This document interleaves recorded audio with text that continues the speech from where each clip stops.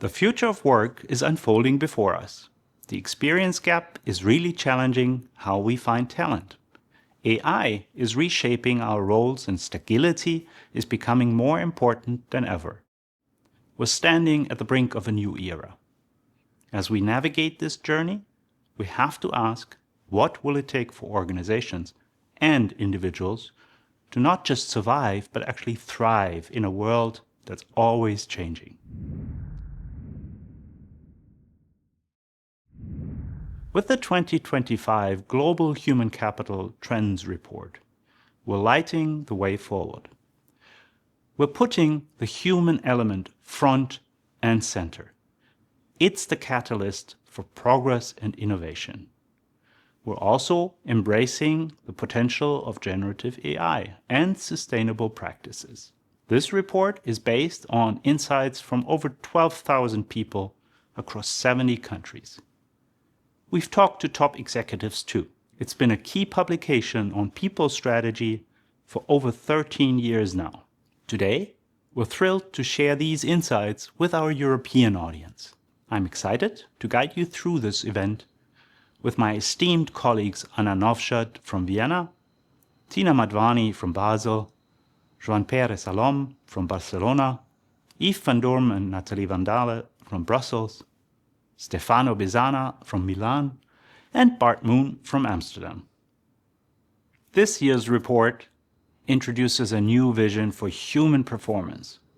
It's about looking beyond just business outcomes.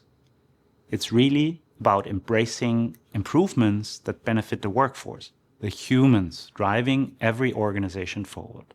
We'll explore how closing the experience gap and fostering stability are essential. AI is changing roles and traditional boundaries are fading away. Human sustainability is a core focus. We want progress to be both innovative and lasting. The report dives into how organizations can build trust and unlock human imagination in the age of generative AI. It also looks at what motivates each individual to drive performance. Reinventing HR is crucial for thriving in this era of change and opportunity. Last year, our Global Human Capital Trends Report introduced the need for organizations to focus on human performance, the balance of human and business outcomes.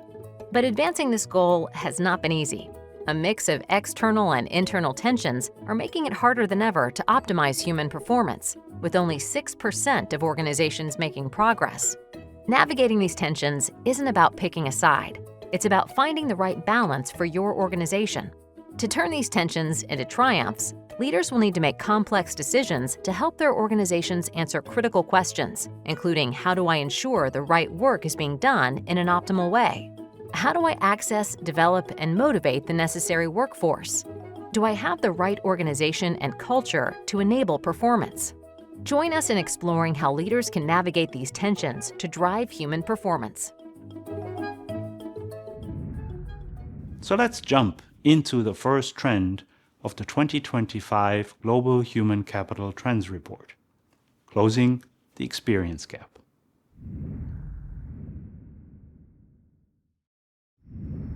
You know, the experience gap is more than just a barrier. It's really a call to action. With AI stepping in to handle entry-level tasks and work getting more complex, how can we help both organizations and individuals not just adapt, but really excel? So let's rethink how we gain experience, focusing on human skills and adaptability to unlock the full potential of our workforce. Right now, organizations are struggling to find talent with the experience they need, while workers are having a tough time securing roles where they can actually gain that experience. This disconnect is a big challenge, but hey, it also presents a chance for innovation and growth. The experience gap isn't just about skills. It's really a mismatch between what employers are asking for and what workers can bring to the table.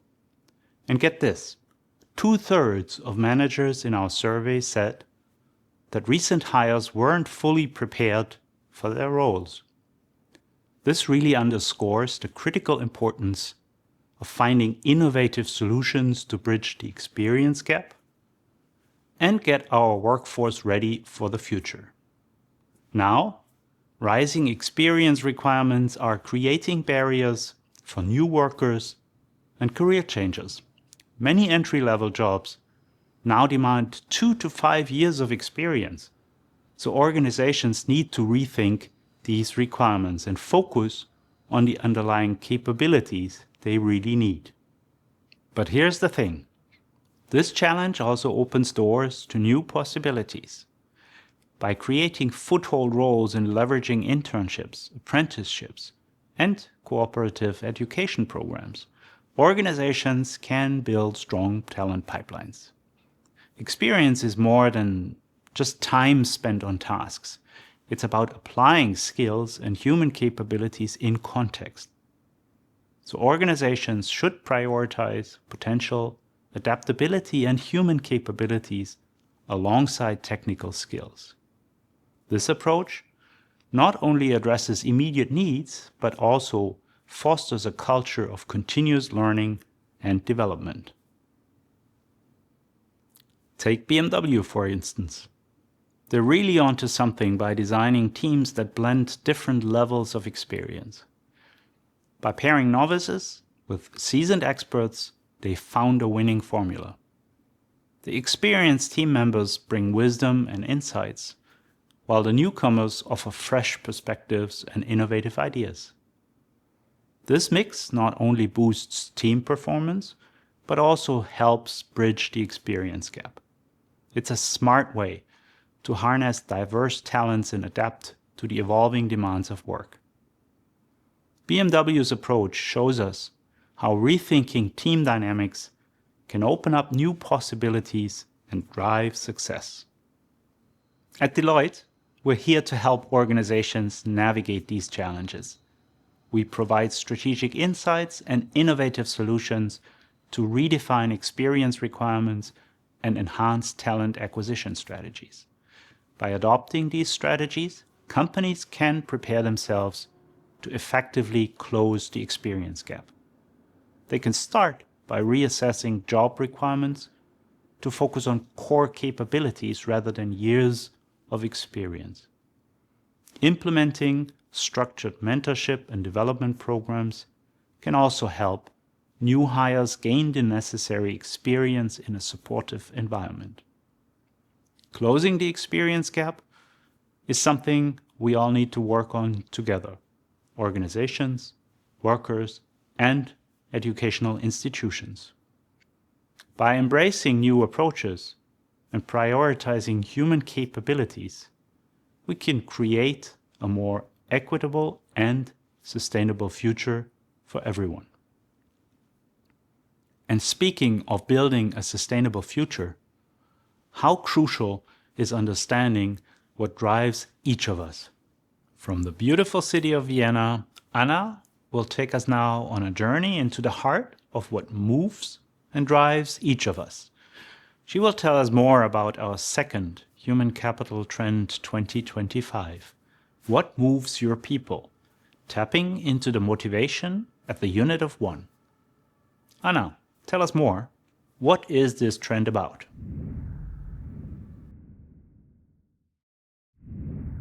Thanks, Sebastian. Have you ever wondered what truly drives the people in your organization? What makes them tick at the most profound individual level? Do they work for purpose? Do they work to win or for the quest? Do they work to live? Understanding this is the key to unlocking remarkable performance, sparking innovation, and driving collective action for change. I see. And recognizing the different factors that motivate employees, how can organizations better understand and inspire their workforce? Organizations have traditionally treated their workforce with a one-size-fits-all approach. But imagine the potential if we tapped into each employee's unique motivations. Our recent survey revealed that 60% of workers expect their organization to inspire them, yet only 33% feel understood by their managers. Emerging technologies provide us with the tools to understand unique motivations like never before. From manager-driven approaches to modular choices to advanced tech-driven personalization, the possibilities are endless. And how does this come to life in organizations? Can you walk us through a real case?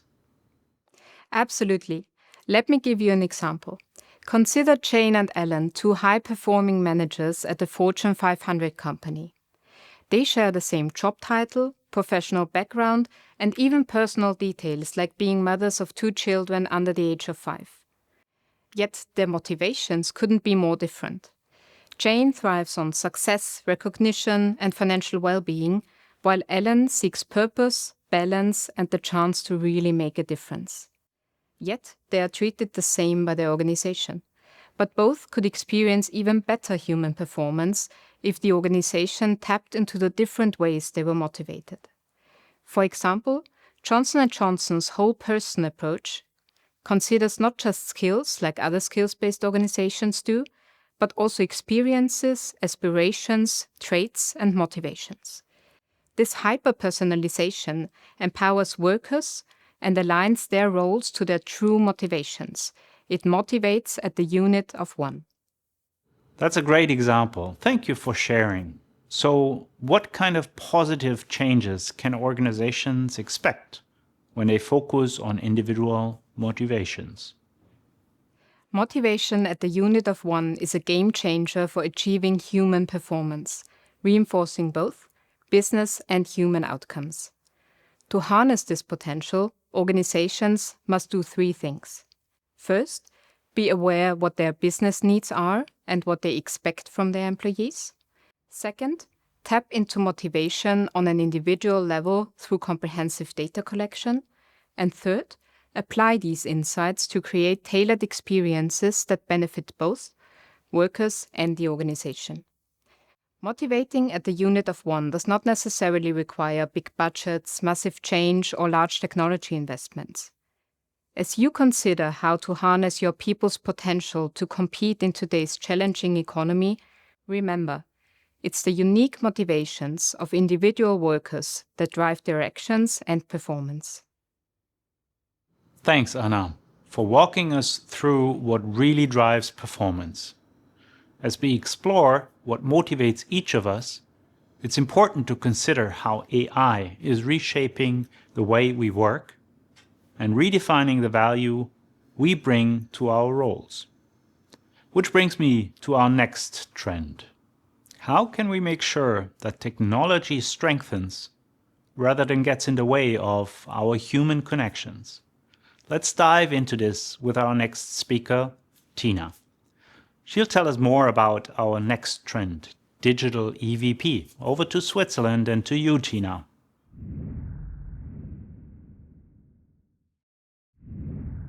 Thank you, Sebastian. Artificial intelligence is no longer just a tool, it's a co-worker. In fact, 6 in 10 workers already see AI as part of their team. But as AI transforms how work gets done, it's also reshaping the experience of work itself. The challenge? AI is evolving faster than an organization's ability to support their people through this change. The solution? A digital employee value proposition, EVP. So Tina, in this rapidly evolving AI landscape, what makes a digital EVP crucial for aligning technology with employee well-being and growth?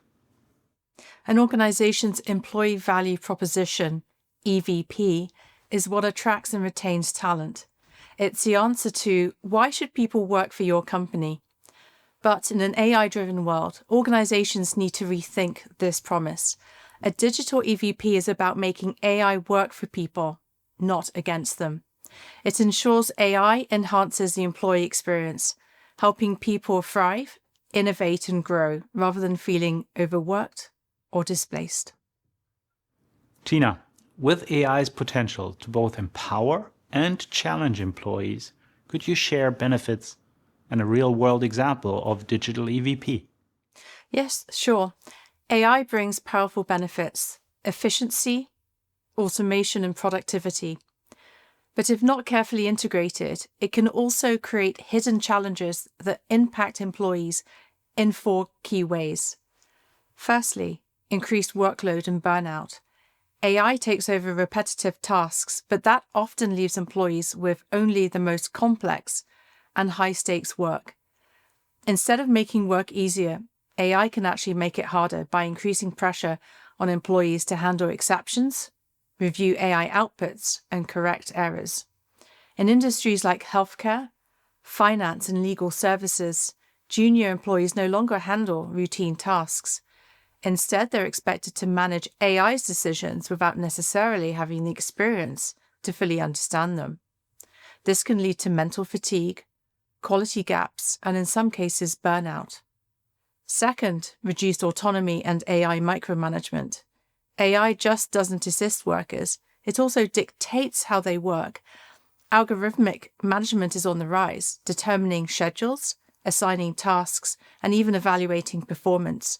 For example, in logistics, AI tells drivers exactly which routes to take, removing their judgment and ability or experience. Over time, this loss of control can leave employees feeling micromanaged by machines, reducing job satisfaction, critical thinking, and engagement. Third, fewer learning and career growth opportunities. AI automation is eliminating many entry-level tasks, but these were critical stepping stones for career growth and building the foundations of experience to catalyze a career. If junior employees aren't given the opportunities to learn foundational skills, how will they develop into SMEs, middle managers, and our future leaders? In industries like law and finance, AI now drafts contracts and audits accounts, tasks that were used to train new employees. Without these core learning experiences, organizations risk a skills gap where future leaders lack the expertise and foundational experiences to advance. And fourth, workplace loneliness and isolation. AI is also changing the way we interact at work. As more processes become automated, there's less need for human-to-human collaboration. In hospitals, AI robots now fill prescriptions, leaving pharmacists working alone in back offices. In digital workplaces, AI-powered chatbots handle communication, reducing personal connection between colleagues and customers. The result? Increased workplace loneliness and a weaker sense of belonging or connectivity to customers and colleagues, 2 factors that are critical for employee retention and engagement. Thank you for these insights. As we looked at the hidden challenges of AI that impact employees, what key areas should organizations focus on to strengthen their approach? To build a strong digital EVP, organizations must rethink their approach in 5 key areas. Number 1, redefining career growth. If AI is automating traditional career paths, how can organizations ensure workers continue to grow and foster the right experiences for early career talent? Companies should design AI-powered talent marketplaces that provide stretch assignments, mentorship, and new learning experiences. Number 2, sharing AI-driven gains with employees. AI shouldn't just increase profits, it should improve employee well-being.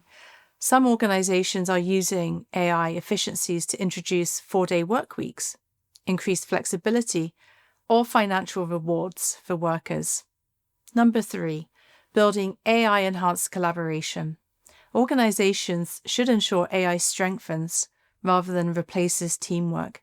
This means that designing AI tools that augment human interaction rather than reduce it, such as AI-powered coaching or collaboration assistance. Number 4, empowering employees to shape AI.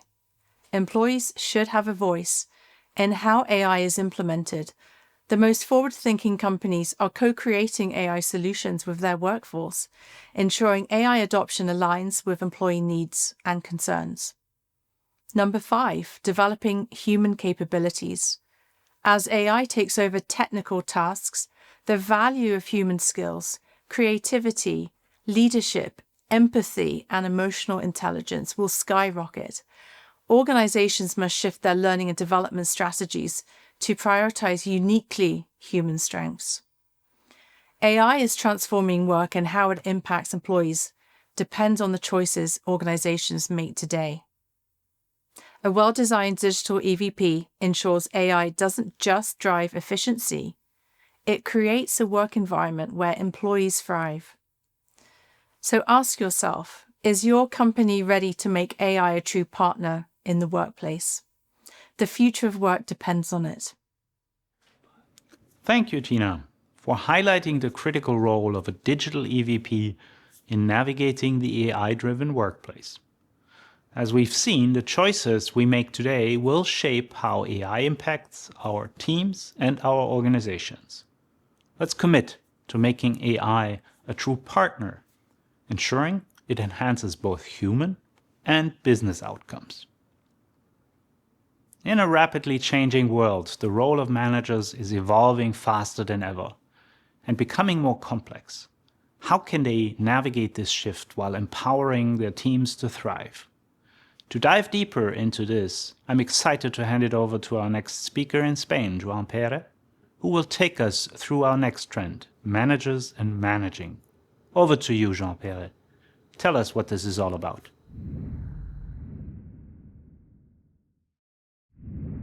Thank you, Sebastian. Economic pressures have organizations looking to reduce costs, and AI and other technologies are poised to take on many tasks. Research by Gartner predicts that through 2026, 20% of organizations will use AI to flatten their organizational structure, eliminating more than half of current middle management positions. Meanwhile, 36% of managers felt they were not sufficiently prepared for the people manager parts of their role, and almost 40% do not believe their organization has implemented technology solutions to help them perform these roles. The unbossing trend that involves thinning out middle management has emerged. And yet, the most effective development and motivation happen on a one-on-one level between managers and their people. Deloitte research shows that effectively developing your direct reports can boost their performance by as much as 27% and make them 1.5 times more likely to exceed their goals. So the question is there still value on having managers? Nearly 75% of organizations say they need to rethink their approach to management. And how can organizations rethink this approach? Is eliminating managers entirely a viable option, or is there a better path forward?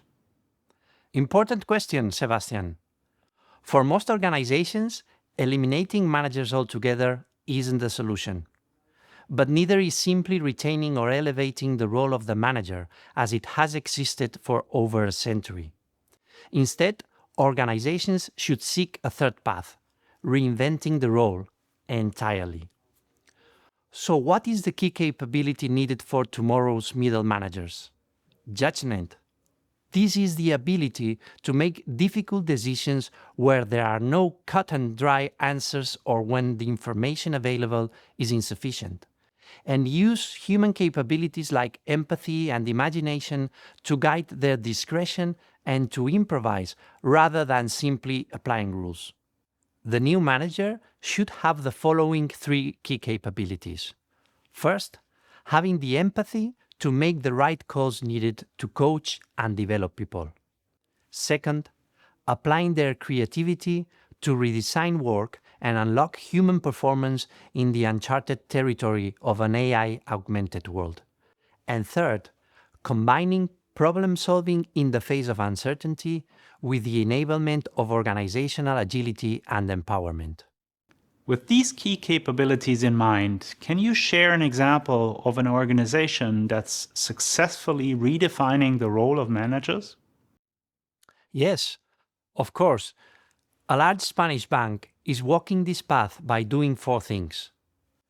First one, developing HR managers' judgment skills in emotional intelligence, decision-making, and problem-solving by giving them opportunities to practice with feedback. Second, connecting them with the best connectors, focusing on drawing better connections among managers inside and outside the bank so they might better solve strategic problems and reinvent together. Third one, helping managers learn how to customize the way they develop people by tapping into individuals' unique motivations and skills.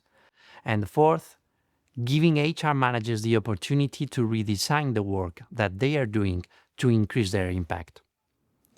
After exploring the Spanish bank's innovative approach, what role can managers play in driving organizational success when they are empowered to focus on key priorities? In summary, managers can be the most powerful ally if we assist them with focusing on and leading what matters most to the organization, developing people, redesigning work, and catalyzing agility.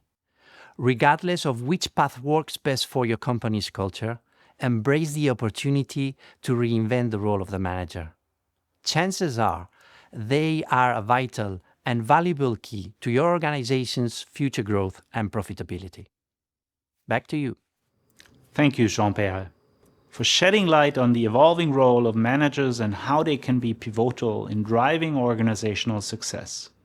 As we continue to navigate these changes, let's embrace the opportunity to empower our managers to lead with empathy, creativity, and agility.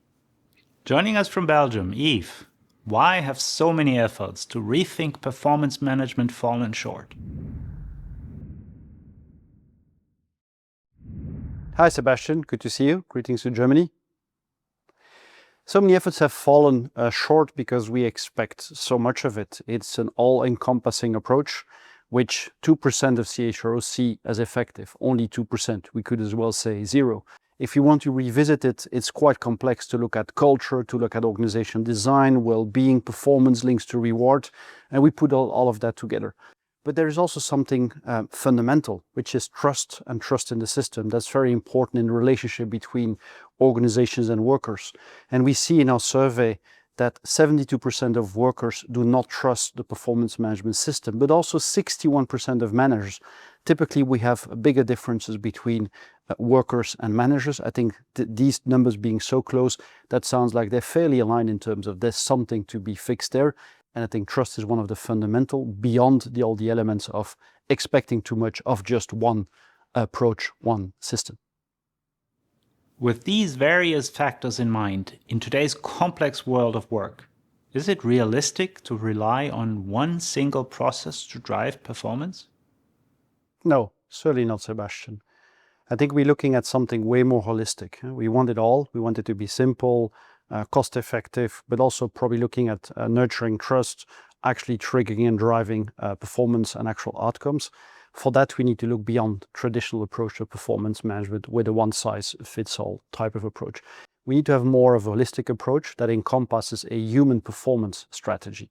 And for that, we suggest that you revisit your organizational design as well and the culture of your organization that nurtures, enables the setup that you have, to make sure that the relationship between managers and workers is actually conducive to feedback, to looking forward, to drive outcomes, outputs, to actually generate the performance. Yet we also need to make sure that we have better data, better technology that enables us to have insights to what's the evidence that suggests that we are driving performance, sustainable performance preferably.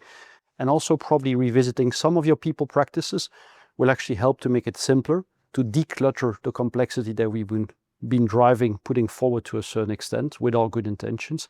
And lastly, you might also want to look at redesigning the workplace, because it also stimulates collaboration, interaction, how do you set it up, which is actually a reinforcement process. But please do not put it all together. Try to keep it simple while having a holistic approach with clear evidence of what is the performance that you're actually driving in a sustainable manner. To see these concepts in action, Yves, would you walk us through a case that highlights the impact of reimagined performance management? Yes, absolutely, Sebastian. An interesting case is what McLaren has been doing. McLaren has a very strong approach to human performance, is driving car performance, working with Daniel Galo, who also happens to be in charge of both people and sustainability for their organization. We've been looking at how they approached it in terms of revisiting the evidence to actually drive team performance, banning blame. They have a no blame culture and they are very strict about that and how they actually support continuous learning in the performance of every team. At the same time, they also revisited some people practices like the recruitment approach to enable them to continuously drive that team performance that's supporting the car performance, and very successfully they won the championship in 2024. Considering these insights, how do these approaches offer a more comprehensive solution compared to traditional performance management?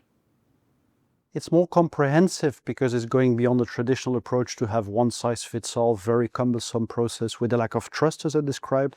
It's looking at it from the culture perspective, the design of the workplace, design of the organization, the relationships with strong evidence-based approach, which keep it simple as well in terms of we want to drive performance with predictive elements, looking at predicting financial results, of course, but also looking at sustainable performance well-being. And that combination proves to be quite effective in the early cases we've been surveying.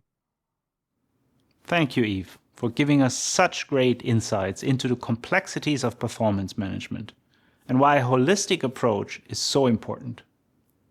When we think about driving both human and business outcomes, one thing becomes very clear. We also need to tackle the capacity challenges within our organizations.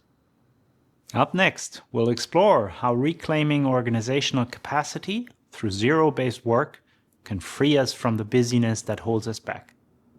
Continuing our insights from Belgium and broader Europe, Natalie is here to challenge the notion that being busy equals being productive. How often do we hear someone say they're busy when we ask them how they are?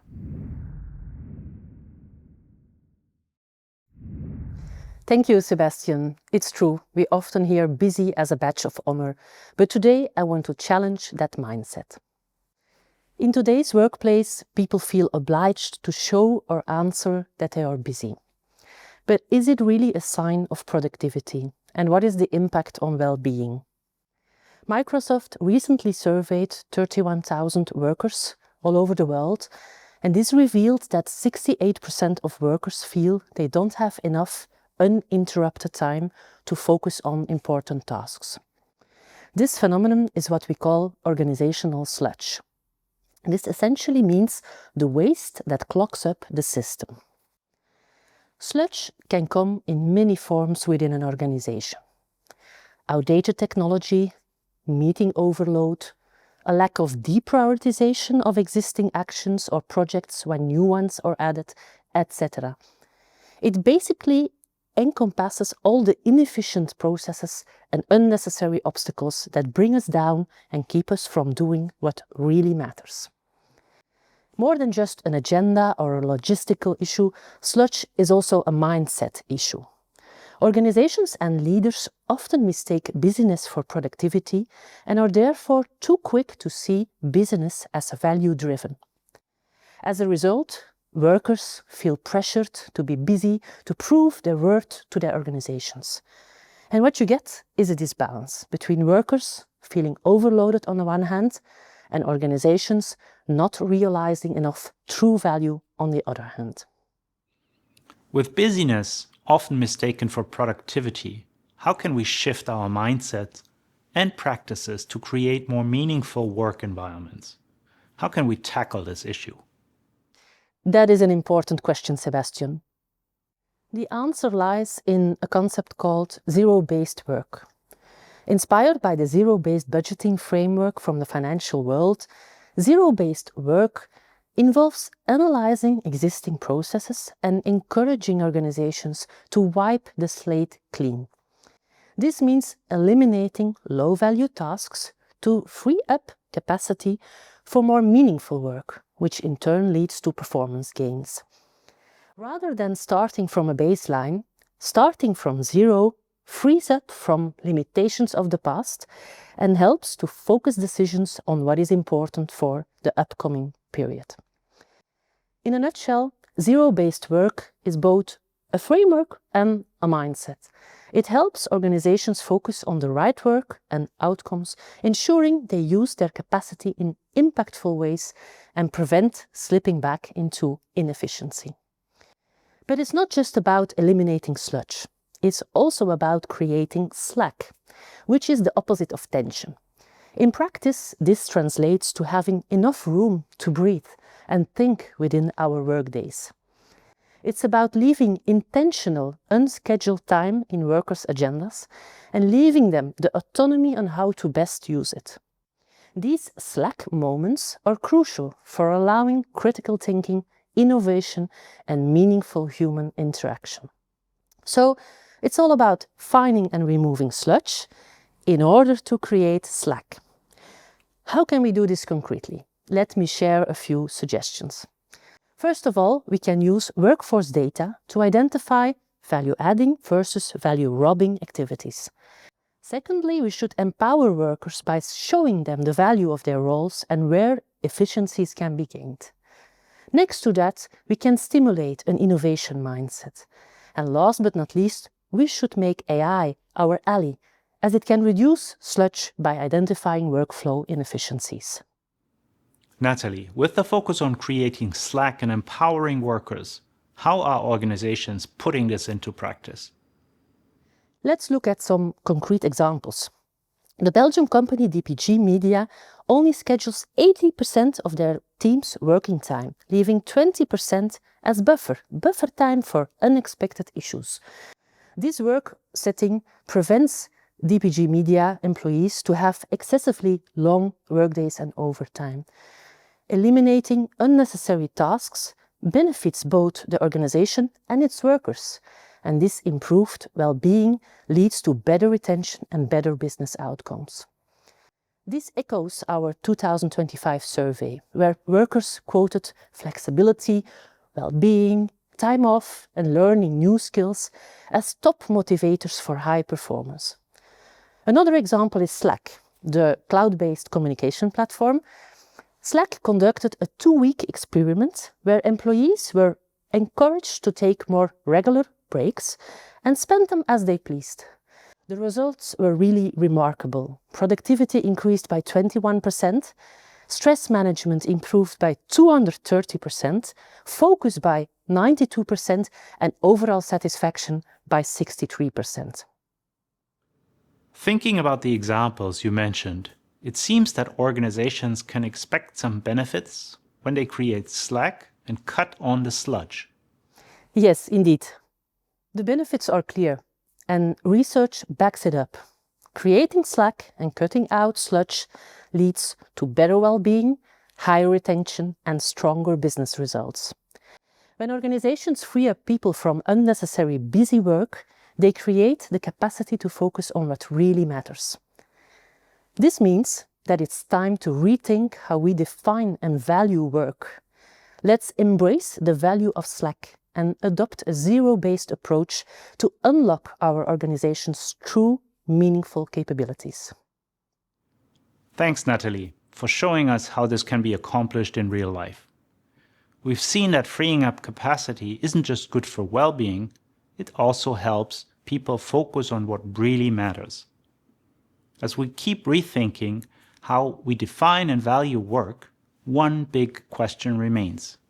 How do we balance stability and agility in our organizations? Which brings me to our next trend, stagility. Work is changing faster than ever. The way we define jobs, structure teams, and build careers is shifting. And yet organizations still need a strong foundation, a sense of stability that helps employees feel grounded and connected. At the same time, companies must be agile to stay competitive, respond to change, and embrace new opportunities. So how do we navigate this tension? How do we strike the right balance between stability and agility? That brings us to stagility, a concept that blends both. Stefano, tell us more about this challenge.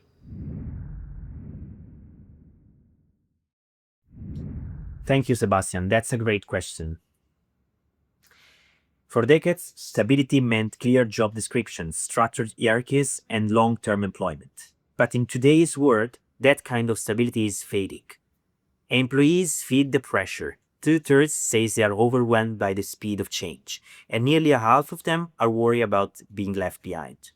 At the same time, leaders are moving in an opposite direction.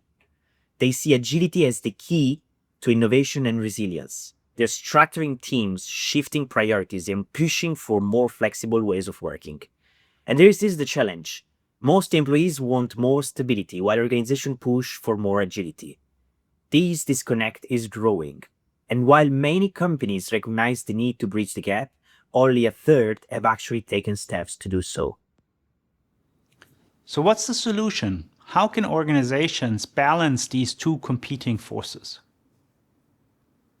It starts with a new way of thinking, an approach we call stagility. Rather than choosing between stability and agility, leading organizations are creating stability within agility. The key is to establish new anchors, not rigid structure, but guiding principles that give employees a sense of identity, direction, and shared purpose, even as their role evolves.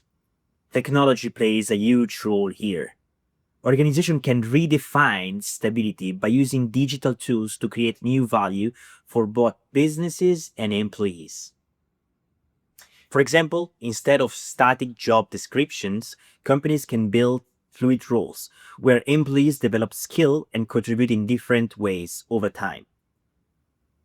Organizational structures must also shift. Instead of focusing on fixed hierarchies, companies should organize themselves and their work around outcomes and ecosystem, bringing together internal and external talent in new ways. And perhaps, most importantly, leaders need to understand what motivates their people. Skills, aspiration, and purpose should shape how the work is designed, creating an environment where employees feel secure but also empowered to adapt. That makes sense. But how does stagility work in practice? Can you share some real-life examples? Yes, absolutely. Let's take Shell, for example. They are using artificial intelligence to revolutionize monitor and inspection, allowing employees to focus on higher value tasks. At the same time, new multidisciplinary roles are emerging, creating both agility and long-term career path. Another great example is Mercedes-Benz. They've built an artificial intelligence-powered data platform that democratized the access to the information. Now, employees across all the different levels can make faster, more informed decisions without waiting for approvals. These organizations aren't just using technology to speed up things, they're using it to enhance the human side of work. They are making work more dynamic while still providing employees with a sense of direction and purpose. That's agility in action. And what impact does this have? What value does stagility bring to organizations? The value is clear. Organizations that embrace agility create stronger engagement, more innovation, and higher retention. By providing employees with a new stability anchors, they foster a sense of security and connection, reducing turnover and increasing loyalty. At the same time, they remain agile enough to adapt, ensuring long-term resilience and competitiveness. Stagility enables the organization to turn uncertain opportunity into driving business success into human potential. That's a powerful takeaway, Stefano. As we explore these trends, it becomes clear that organizations that embrace stagility won't just survive in a changing world. They will lead the way. Let's continue shaping workplaces where both people and businesses can thrive. Up next, we're heading to the Netherlands, where Bart will take us into the world of technology investments.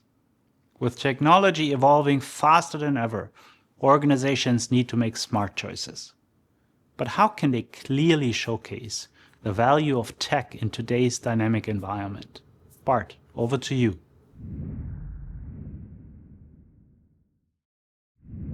Thank you, Sebastian. I'm excited to dive into one of the key challenges organizations face today in demonstrating the value of technology. That is, How do we create a new way to select, plan, evaluate, and also realize value from technology investments in a rapidly changing technology and work environment? In the past, organizations followed a more straightforward process for technology investments. They primarily evaluated costs and expected efficiency gains. However, in today's rapidly evolving technology landscape, this approach is really falling short. This year's Human Capital Trends report shows that 62% of respondents see the need to organize technology in a complex landscape where traditional boundaries are blurring. Yet only 28% are making significant progress. The key challenge is selecting the right technology and articulating the value in a compelling business case. Organizations face a multitude of technology options with hundreds of overlapping existing platforms. At the same time, many emerging technologies aim to automate and augment human skills, complicating the return on investment equation. As a result, traditional metrics often overlook the true value of technology investments, specifically in terms of innovation, employee well-being, and collaboration. Indeed, and with so many organizations struggling to articulate the true value of their technology investments, tell us, what new strategies can help them navigate this complex landscape? Well, we help clients to develop new and more holistic value cases for technology investments that really reflect the complexities of today's reality.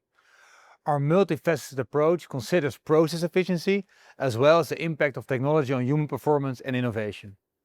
We suggest taking into account the following elements to capture tech value in the future. Firstly, consider new metrics.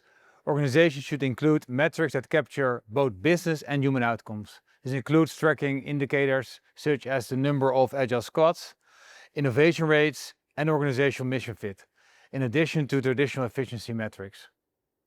Secondly, take new approaches. Clearly define the intent of technology investments.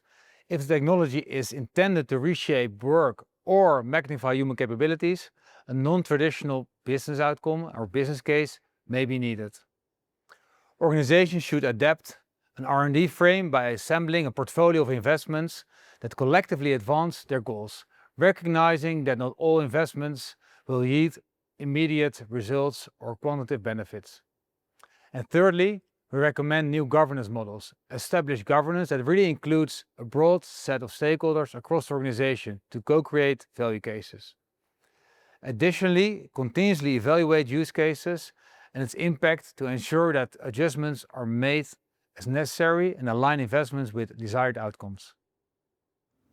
Can you share how organizations are putting these new approaches into action to get the most out of their tech investments?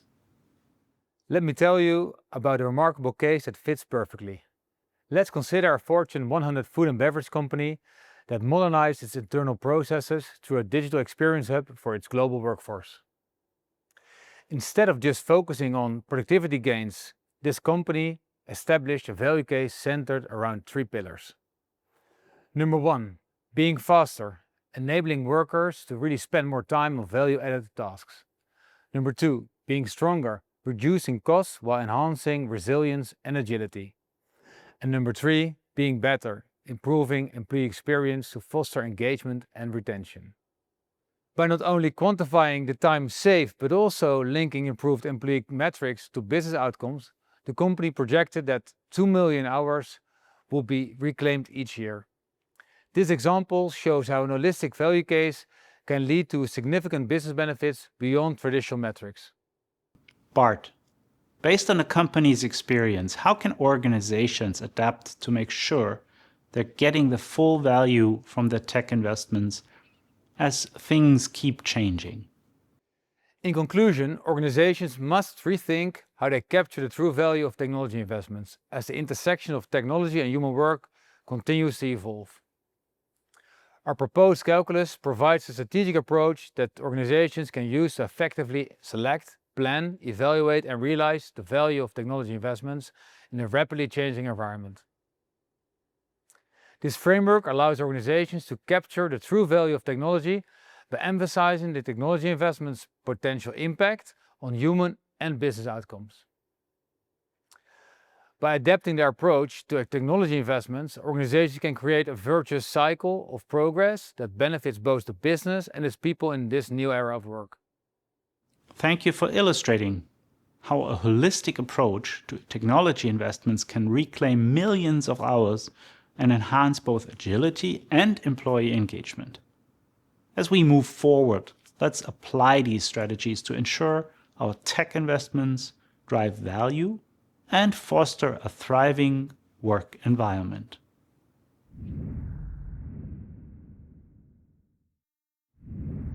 As we navigate the evolving landscape of work, it is crucial to address the multifaceted challenges and opportunities presented in the 2025 Human Capital Trends Report. Organizations must adapt to workforce changes by closing the experience gap and redefining managers' roles. By aligning individual motivations with a human value proposition in the AI age, companies can boost workforce engagement and productivity. This requires a mindset shift, where performance management embraces a holistic view on human performance. Reclaiming capacity through zero-based work and achieving stability are vital for thriving amid disruption.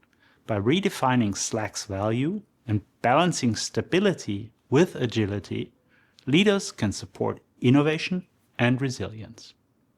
As technology reshapes work, a new approach to tech investments is needed to enhance human and business outcomes. This means choosing the right technologies and understanding their impact on work and human capabilities. At our event, we presented the latest human capital trends to you. I genuinely appreciate hearing diverse European viewpoints on the future of the workforce. And we are enthusiastic about sharing this year's Human Capital Trends report with you. And we look forward to having you join us on the path towards turning tensions into triumphs and helping leaders transform uncertainty into opportunity. Wir freuen uns, den diesjährigen Global Human Capital Trends Report mit Ihnen zu teilen. Finden Sie darin Anregungen, wie derzeitige Unsicherheiten in Chancen verwandelt werden können? Lassen Sie uns gemeinsam daran arbeiten, gestärkt aus den aktuellen Herausforderungen hervorzugehen. We are excited to share this year's Global Human Capital Trends Report with you. We encourage you to transform uncertainty into opportunity. Together, let's turn tensions into triumphs. Es un inmenso placer compartir el informe global de tendencias de capital humano de este año. Os invitamos a transformar la incertidumbre en oportunidades. Convirtamos juntos las tensiones en triunfos. Nous sommes ravis de partager avec vous le rapport global sur les tendances en capital humain de cette année. Nous vous invitons à transformer les incertitudes en opportunités. Ensemble, transformons les tensions en succès. We zijn heel enthousiast om het Global Human Capital Trends Report van dit jaar met jullie te delen. We willen jullie aanmoedigen om onzekerheid om te zetten in kansen. Laat ons spanningen omzetten in successen. Come ogni anno siamo orgogliosi di condividere con voi i nostri Global Human Capital Trend. Il nostro invito è di trasformare l'incertezza in opportunità. Insieme costruiamo un migliore futuro del lavoro. We zijn heel enthousiast en trots op het Global Human Capital Trends Report van dit jaar met jullie te mogen delen. We willen jullie aanmoedigen om onzekerheid om te zetten in kansen. Laat ons spanning omzetten in successen.